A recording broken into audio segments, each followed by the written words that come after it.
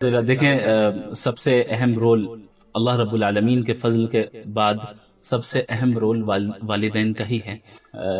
میری والدہ بھی الحمدللہ دینی گھرانے سے تعلق رکھتی ہیں، اور والد صاحب بھی الحمدللہ دیندار ہیں، بزنس مین ہیں وہ، اور دین کی دعوت کے کام میں بہت آگے ہیں الحمدللہ، متحرک ہے تقریباً پچھلے 50 سالوں سے۔ تو والدین کی محنتوں ہی کا نتیجہ نکلا کہ جو کچھ بھی آج میں خدمت انجام دے پا رہا ہوں، اللہ کا فضل اور اس کے بعد میرے والدین کی دعائیں اور ان کی محنت، اصل ان کی محنت اور ان کے اندر جو لگن اور تڑپ تھی، بس وہی ہے، اور ہمارے اساتذہ کرام کی توجہ ہے۔ دیکھیں اتنا سے کرنے سے آسان نہیں ہوگا، ابھی اتنے فتنے ہیں، لیکن یہ ہے کہ یہ موضوع اصل میں بہت طویل ہے، تو میں بہت زیادہ ڈیٹیل میں تو ابھی نہیں جاؤں گا، مختصراً بتاؤں۔ 3-4 چیزیں ہیں جن کو کی طرف بہت زیادہ توجہ ہونی چاہیے۔ سب سے پہلی چیز یہ ہے کہ ہم اپنے بچوں کو کن کی صحبت میں رکھ رہے ہیں، جسے ہم کہتے ہیں صحبت صالحین، نیک لوگوں کی صحبت اختیار کرنا۔ تو ان کا جو فرینڈ سرکل بھی ہو ایسے ہی لوگوں کا ہو جو دیندار گھرانوں میں ہوں، اور آپ کا گھر بھی دیندار ہو۔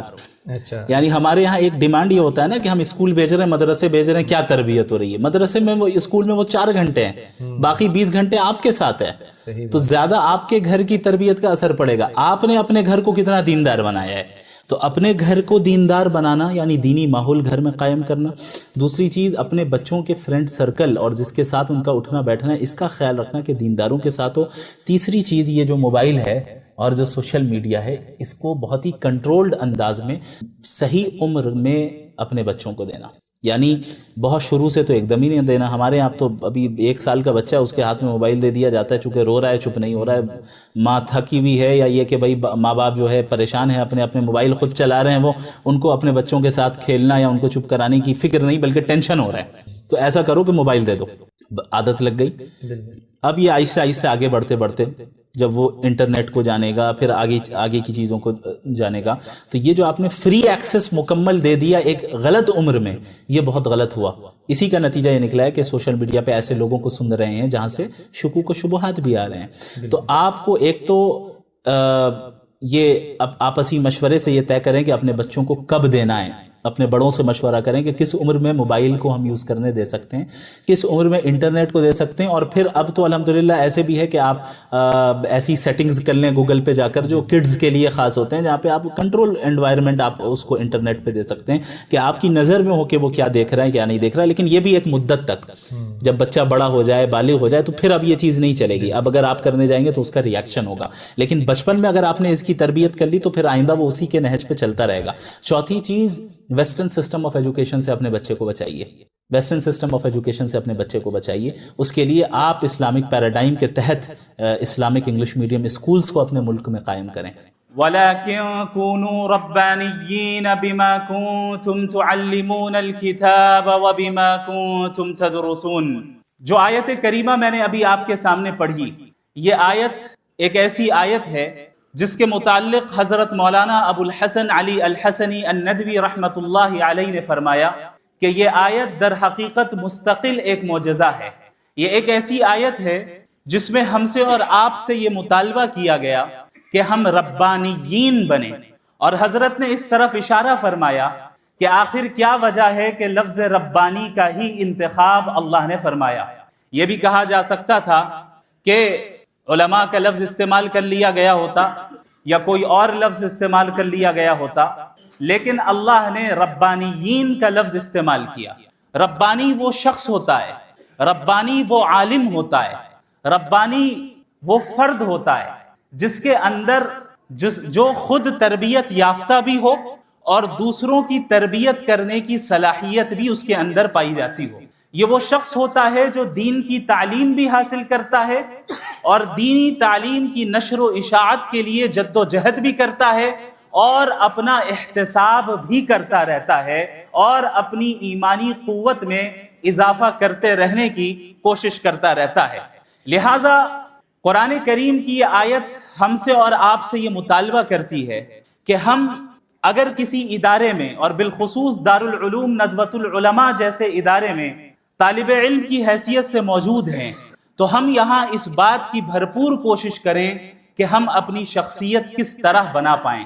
جس طرح اللہ رب العالمین چاہتا ہے اس طرح ہم اپنی شخصیت کو کس طرح ڈھال پائے، کس طرح ہم ایسے افراد بن جائیں جو خود کے لیے بھی سیدھے راستے کی طرف وہ چلنے والا ہو اور تمام انسانیت کو سیدھا راستہ دکھانے والا بھی ہو.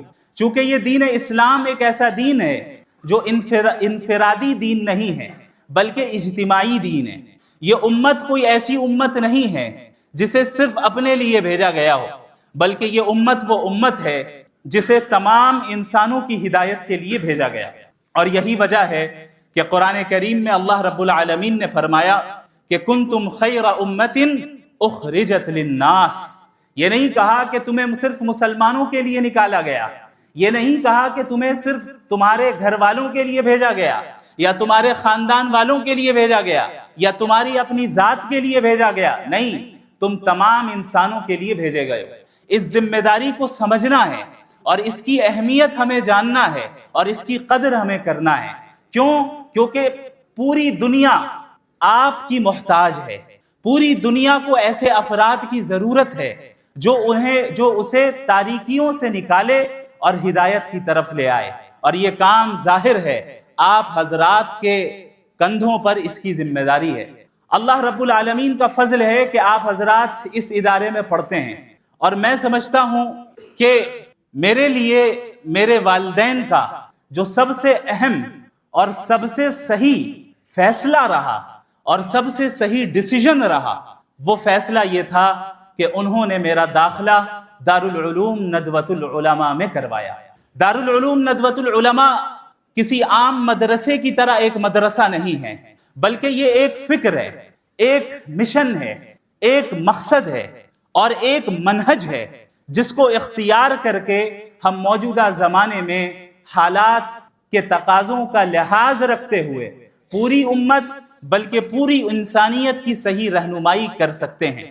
دارالعلوم ندوۃ العلماء ہی دراصل سبب ہے ان تمام ٹوٹی پھوٹی صلاحیتوں کا جو اس وقت میرے پاس جو مجھے اللہ نے عطا کی ہیں. دارالعلوم ندوۃ العلماء نے در حقیقت مجھے بولنے کا سلیقہ دیا.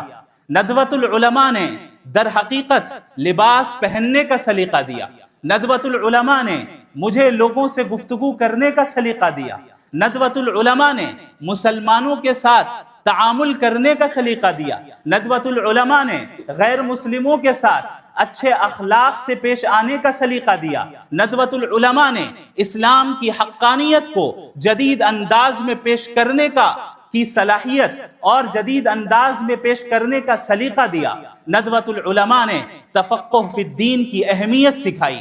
ندوۃ العلماء نے اپنے بڑوں کی قدر کرنا سکھایا. ندوۃ العلماء نے اپنے والدین کی اطاعت کرنا سکھایا. ندوۃ العلماء نے قرآن کریم کو غور و فکر کے ساتھ پڑھنے اور سمجھنے کا سلیقہ عطا کیا. ندوۃ العلماء نے احادیث کے ساتھ مشغول رہنے کا سلیقہ سکھایا. ندوۃ العلماء نے یہ بتایا کہ تم صرف دیندار نہیں بلکہ باشعور دیندار ہو. ندوہ صرف دینداری کا نام نہیں ہے، ندوہ انسان کے اندر شعور کو پیدا کرتا ہے، ایک ایسا شعور پیدا کرتا ہے جس شعور کی اس امت کو ضرورت ہے اور اس امت کے ہر فرد کو اس شعور کو اختیار کرنا ضروری ہے. حضرت مولانا ابو الحسن علی الحسنی الندوی رحمت اللہ علیہ نے فرمایا کہ یہ کافی نہیں ہے کہ ہم اور آپ صرف دل سے مومن بنیں بلکہ دماغ کا مومن ہونا بھی ضروری ہے. صرف دل کا مومن ہونا کافی نہیں ہے کہ آپ جذبات میں آئیں اور جذباتی انداز میں بات کریں اور جذباتی انداز میں دین کی اشاعت کریں اور صرف جذباتیت کا ہی مظاہرہ کریں، بلکہ ضروری یہ بھی ہے کہ ہم اور آپ عقلی طور پر اور انٹلیکچول سطح پر باشعور ہوں. میں بغیر کسی فخر کے تحدیث بن نعمت کے طور پر اور اس کمال کی نسبت اللہ رب العالمین کی طرف کرتے ہوئے اور اس کے بعد اپنے اساتذہ کی محنتوں کی طرف کرتے ہوئے میں یہ عرض کرنا چاہتا ہوں کہ ابھی جو مناظرہ ہوا اس مناظرے کی ویڈیوز میں آپ نے کمنٹس پڑھے ہوں گے، آپ نے لوگوں کے تاثرات دیکھے ہوں گے اور سنے ہوں گے. ابھی میں دلی کے ایئرپورٹ میں تھا، وہاں پر چند غیر مسلمان میرے پاس آئے اور انہوں نے کہا کہ ہمیں بڑی خوشی ہوئی کہ آپ نے مذہب کا مقدمہ رکھا اور اس انداز میں رکھا کہ ہمیں تعجب ہوا کہ کوئی مدرسے کا اسٹوڈنٹ بھی اس طریقے سے بات کر سکتا ہے۔ آپ ناراض نہیں ہوئے، آپ نے اس شخص کی شخصیت کا خیال رکھا، آپ نے ان کا احترام کیا۔ میں بغیر کسی مبالغے کے یہ کہتا ہوں کہ یہ سلیقہ مجھے ندوۃ العلماء نے عطا کیا، یہ سلیقہ مجھے میرے اساتذہ کرام نے سکھایا، یہ وہ سلیقہ ہے جو مجھے ان حضرات کی جوتیاں سیدھی کرنے کی برکت اور نتیجے میں حاصل ہوا، یہ وہ سلیقہ ہے جسے اللہ نے اپنے فضل سے عطا کیا، باوجود اس کے کہ میں اس کا اہل نہیں تھا اور اس کے لیے میں غیر مستحق تھا۔ ذالک فضل اللہ یؤتیہ من یشاء واللہ ذو الفضل العظیم۔ میں جب ندوۃ العلماء میں آیا تو چند اہم چیزیں میں آپ کے ساتھ شیئر کرنا چاہتا ہوں، اور یہ بھی صرف اس لیے کہ آپ کو ترغیب ملے کہ آپ کو اس ادارے میں رہ کر کس طرح دین کا کام کرنا ہے اور دین کو سیکھنا ہے۔ میں ایک ایسے گھرانے سے تعلق رکھتا ہوں جہاں الحمدللہ مالی حالات بھی مستحکم ہیں اور اسٹیبل ہیں، اور میرا جو لائف اسٹائل رہا ندوۃ العلماء میں آنے سے پہلے وہ مدرسے کے لائف اسٹائل سے بہت مختلف تھا۔ جب میں نے ندوۃ العلماء میں داخلہ لیا تو مجھے یہاں پر بہت سی پریشانیوں کا سامنا کرنا پڑا۔ مثال کے طور پر لکھنؤ کی گرمی سے کون واقف نہیں ہے، اور میں اس بات کا عادی تھا کہ دن کا اکثر حصہ میں ایئر کنڈیشن روم میں گزارتا تھا۔ یہاں صورتحال میرے لیے اتنی سخت ہو گئی تھی کہ بسا اوقات اس شدید گرمی میں، ابھی مجھے نہیں معلوم کہ اس کیمپس کے انفراسٹرکچر کا کیا، اس کی کیا صورتحال ہے، اس وقت وہاں جو ایک مارکیٹ ہے، مارکیٹ کہتے ہیں اسے، اس کے قریب ایک اے ٹی ایم ہوا کرتا تھا، ابھی بھی ہے، اس اے ٹی ایم میں ایئر کنڈیشن بھی تھا، ابھی بھی ہے، الحمدللہ۔ تو جب مجھے شدید گرمی لگتی اور برداشت کے باہر یہ گرمی ہو جایا کرتی، میں 5 منٹ کے لیے اے ٹی ایم میں چلا جایا کرتا تھا کہ کم از کم کچھ سردی مل جائے، اور یہ میرے لیے اس کا تحمل بہت مشکل تھا۔ میں جب یہاں پر موجود تھا، یہاں کا کھانا مجھے سوٹ نہیں کرتا تھا، میں کینٹین سے خریدتا، کبھی باہر سے منگاتا، کوئی کھانا مجھے سوٹ نہیں کرتا۔ پھر ایسی صورتحال آئی کہ ہمارے ذاکر کینٹین میں اور ایک اور جو کینٹین ہے وہاں پر صرف بن اور آملیٹ کھاتا تھا میں، بریک فاسٹ میں بھی، ناشتے میں بھی، لنچ میں بھی اور ڈنر میں بھی۔ اور چونکہ گھر میں عادی تھا کہ ایسا پانی پیوں جو فلٹرڈ ہو، تو اس ناحیے سے بھی بڑی دشواریوں کا سامنا کرنا پڑا۔ بسا اوقات ایسا وقت بھی آیا کہ میں مجبوراً صرف گلے کی خشکی کو، یعنی گلے کو تر کرنے کے لیے چند قطرے صرف ڈال دیا کرتا تھا کہ کم از کم گلا تر ہو جائے، لیکن میں اسے پی بھی نہیں پا رہا ہوں۔ یہ بتانے کا مقصد یہ ہے کہ یہ مرحلہ میرے لیے آسان نہیں تھا اور بہت مشکل تھا، یہاں تک کہ میں آپ کہہ سکتے ہیں کہ شیطانی وسوسوں میں مبتلا ہو کر اس نتیجے تک پہنچ چکا تھا کہ شاید اب میں اپنی تعلیم کو جاری نہ رکھ پاؤں اور واپس چلا جاؤں۔ میں نے اپنے والد محترم سے بات کی، اور مجھے یاد ہے کہ اس وقت جب میں نے بتایا کہ میں نہیں رہ پا رہا ہوں، مجھ سے نہیں ہو پائے گا، یہ میری طاقت کے باہر کی چیز ہے، مجھے واپس آنا ہے، میرے والد صاحب حفظہ اللہ تعالی بہت زور سے رونے لگ گئے، بہت زور سے، اور میں گھبرا گیا ان کی آواز سن کر، اور انہوں نے یہ کہا کہ بیٹا اگر آج پیچھے ہٹ گئے تو آگے نہیں بڑھ پاؤ گے۔ یہ وہ جملہ تھا جو آج تک میرے کانوں میں گونجتا ہے، اور یہ وہ جملہ تھا جس نے مجھے تیار کر دیا کہ اس دین کی خدمت کے لیے اور اس دین کی تعلیم حاصل کرنے کے لیے انشاءاللہ تعالی اب میں آخری حد تک جاؤں گا۔ اس کے بعد اللہ رب العالمین جزائے خیر دے میرے تمام اساتذہ کرام کو جو اس ادارے میں موجود ہیں، بعض اس دنیا سے رخصت ہو گئے، اللہ ان کی قبروں کو منور فرمائے، اور جو موجود ہیں اللہ ان کی عمر میں صحت اور ایمان کے ساتھ، عافیت کے ساتھ برکت عطا فرمائے۔ ان حضرات نے بالکل اس طرح معاملہ کیا جس طرح گھر میں والد معاملہ کرتا ہے، اتنی شفقت کے ساتھ پیش آتے تھے اور اتنی توجہ دیتے تھے کہ مجھے اس بات کی قدر ہوئی کہ بھئی میں جس ادارے میں رہتا ہوں یہ ادارہ کوئی معمولی ادارہ نہیں ہے، بلکہ یہ ادارہ ایک مقصد کے تحت بنا ہے۔ یہ ادارہ دیواروں کا نام نہیں ہے، یہ ادارہ سرٹیفکیٹ کا نام نہیں ہے، یہ ادارہ چند رسمی چیزوں کا نام نہیں ہے، بلکہ یہ ایک مقصد ہے، اور اس مقصد کو حاصل کرنے کے لیے ہمارے اساتذہ کرام دن رات جد و جہد کرتے ہیں۔ بغیر کسی دنیاوی غرض کے. یہ کوئی معمولی خدمت نہیں ہے. اس کا اندازہ صحیح معنی میں اس وقت ہوگا جب آپ لوگوں کو دنیا کا ایکسپوجر ملے گا، جب آپ اس ادارے سے فارغ ہو کر جائیں گے اور الگ الگ لوگوں سے ملاقات کریں گے. آپ یہ دیکھیں گے کہ ہر جگہ ہر میدان میں صرف اس بات کی کوشش ہے کہ ہم کمرشل انداز کیسے نافذ کریں. ہمیں کمرشل بننا ہے. کوئی ایک منٹ بغیر پیسے کے دینے کے لیے تیار نہیں ہے. ہمارے اساتذہ کرام جو اس ادارے میں دن رات محنت کرتے ہیں اور ایسی صلاحیتوں کے ساتھ ہیں جو صلاحیتیں عموماً ان کمرشل انڈسٹریز کے لوگوں کو حاصل نہیں ہیں، اس کے باوجود ہمیں وہ وقت دیتے ہیں، اس کے باوجود ہماری وہ فکر کرتے ہیں، ہماری رہنمائی کرتے ہیں. یاد رکھیں اس سے بڑی نعمت اس وقت آپ لوگوں کو کوئی اور بڑی نعمت، اس سے بڑی نعمت آپ کو حاصل نہیں ہو سکتی. ضروری یہ ہے کہ ہم اس نعمت کی قدر کر لیں. اللہ رب العالمین کی یہ سنت ہے، اس کا یہ طریقہ ہے کہ جو شخص اللہ کی نعمت کا شکر ادا کرتا ہے، اللہ کی نعمت کی قدر کرتا ہے، اللہ اس نعمت میں اضافہ کرتا ہے. اور جو شخص اللہ کی نعمت کی ناقدری کرتا ہے، اللہ اس سے اس نعمت کو چھین کر ایسے شخص کو دے دیتا ہے جو اس کا مستحق ہو.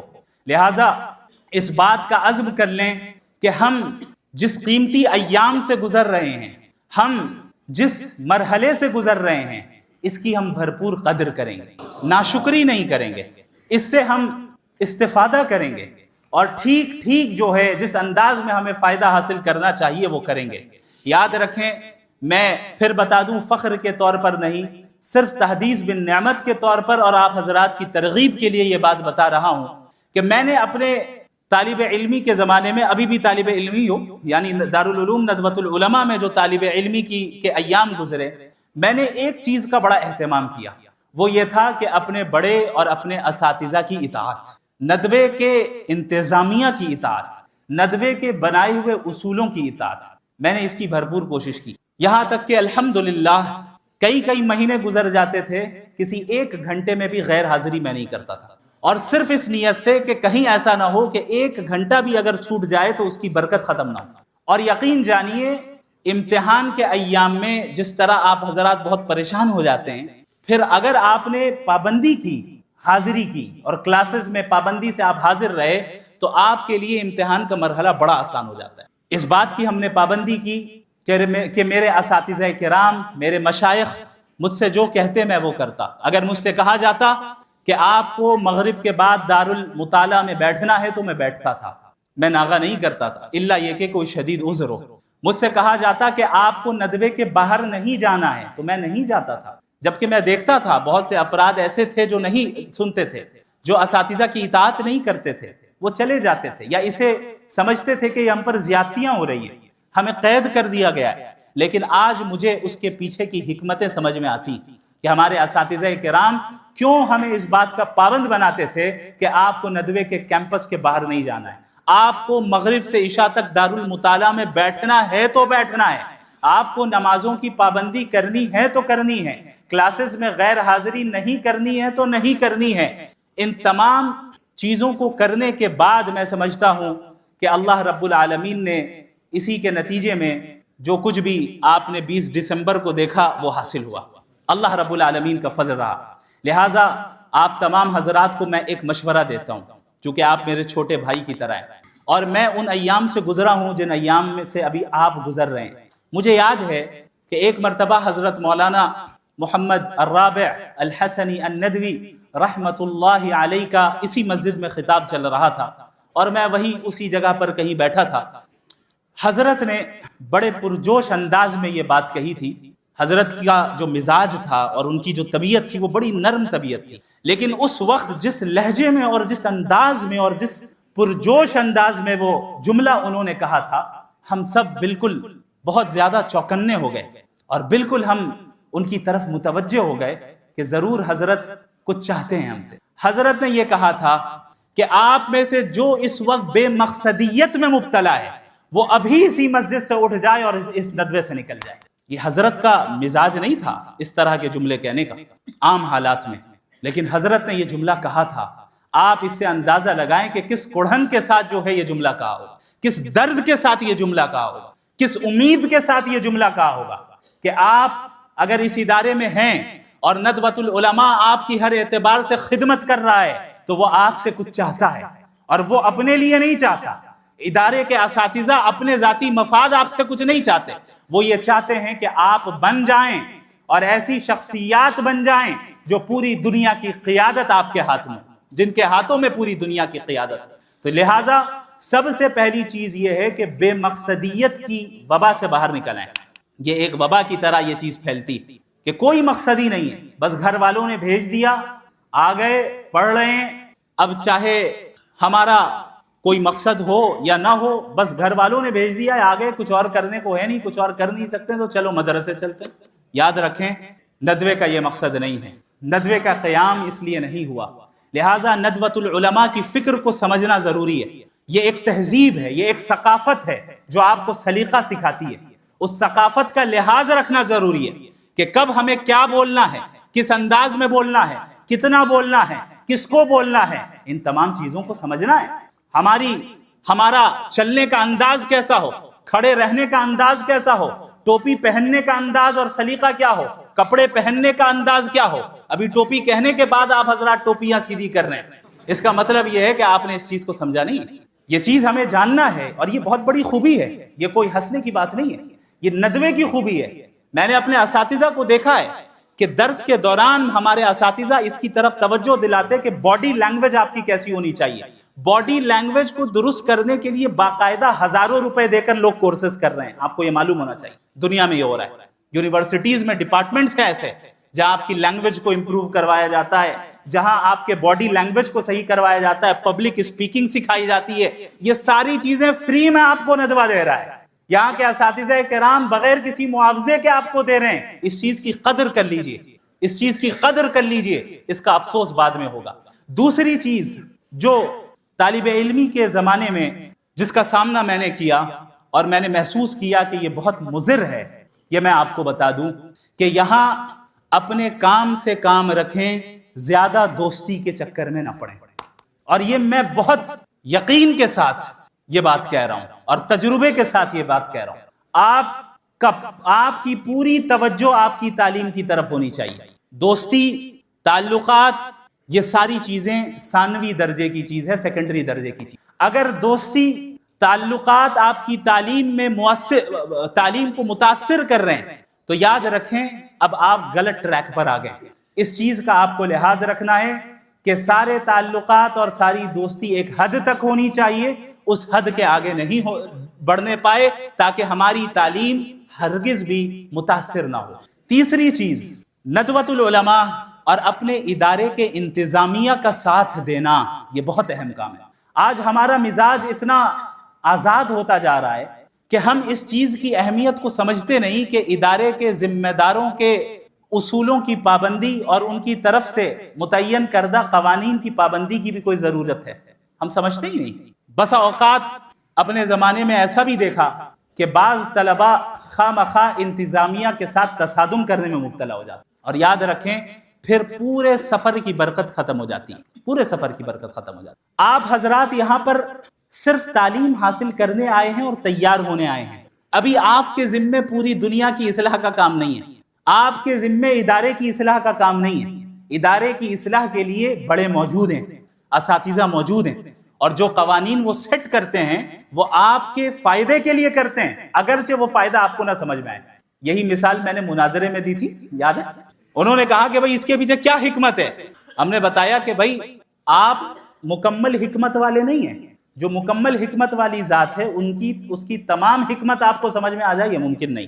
یہی چیز اس دنیا میں بھی درجہ بدرجہ یہ چیز ہوتی ہے کہ اس دنیا میں بھی ہمارے بڑے جو ہیں وہ ہم سے زیادہ حکمت رکھتے ہیں، ہمارے بڑے جو ہیں وہ ہم سے زیادہ علم رکھتے ہیں، ہمارے بڑے، ہمارے اساتذہ ہم سے زیادہ تجربہ رکھتے ہیں، وہ جانتے ہیں کہ آپ کس مرحلے سے گزر رہے ہیں، وہ جانتے ہیں آپ کے لیے کون سی چیز مفید ہے اور کون سی چیز نہیں ہے۔ اگر ان کی طرف سے کوئی ایسا حکم آتا ہے جس کی حکمت آپ کو سمجھ میں نہ آئے تو اس کا مطلب یہ نہیں کہ اس کے پیچھے حکمت نہیں ہے، بلکہ حکمت موجود ہے۔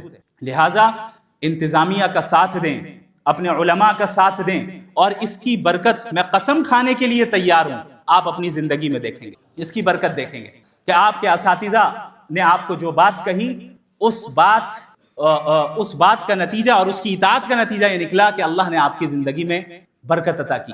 اور ایک چیز میں یہ بھی بتا دوں، چونکہ اپنے لوگوں کی مجلس ہے، اساتذہ کی بے ادبی کرنے سے اجتناب کیجیے گا۔